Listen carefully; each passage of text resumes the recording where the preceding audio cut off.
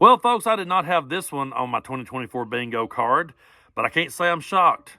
While Joe Biden is continuing to roll his sleeves up and go to work for this country, Donald Trump is out there hawking sneakers to pay for his legal expenses. Yeah, he didn't cut up his suit this time. He ain't took a picture of himself surrendering with the caption that says never surrendered and selling that to the flock. No, he's selling sneakers this time. And for $399, you can have your very own pair of Trump sneakers. And anytime I hear of things like this, as this grift just continues to just get more and more ridiculous by the day, I always go back to the thought of the guy that is barely getting by in this world. And this guy is going down to the factory every day, living paycheck to paycheck on about $15 an hour. He's struggling to make ends meet, but while he does, he's terrified of all the stories he's heard about people coming over the border. And he's terrified about what's in Hunter Biden's laptop. And he just believes that if we could fix the border and prosecute Hunter Biden, that his life would somehow be better. Meanwhile, he's scraping up $399 to pay for a pair of these sneakers because he wants to help his dear leader out during his times of trouble. And this comes from people who are constantly complaining about inflation. They're constantly complaining about the gas prices. They're constantly complaining about the price of everything. But they have the time and the money to put into buying sneakers. And they will say that I am being an asshole for pointing out the fact that they're constantly getting played. The dude is selling $400 sneakers. And they think that if he sells enough sneakers, that he will be able to get reelected and then solve all their problems on day one while he pretends to be a dictator for a day. But don't worry, he'll give it back to us. He'll give back power after one day. After 24 hours, he'll solve every problem in the world.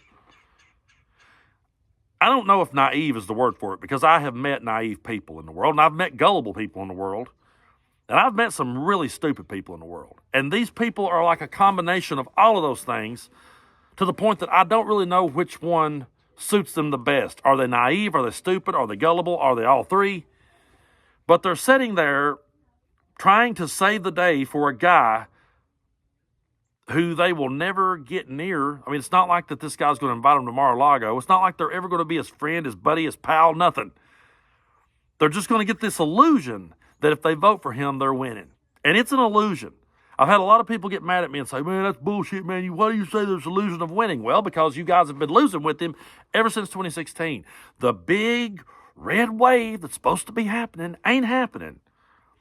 Trump continues to lose after saying, you'll get tired of winning. You'll win with me so much, you'll get tired. I have never in my lifetime seen a dude lose so many times, continue to grift people, and convince him that every loss he's had is rigged against him, and that if you'll just buy this next grift.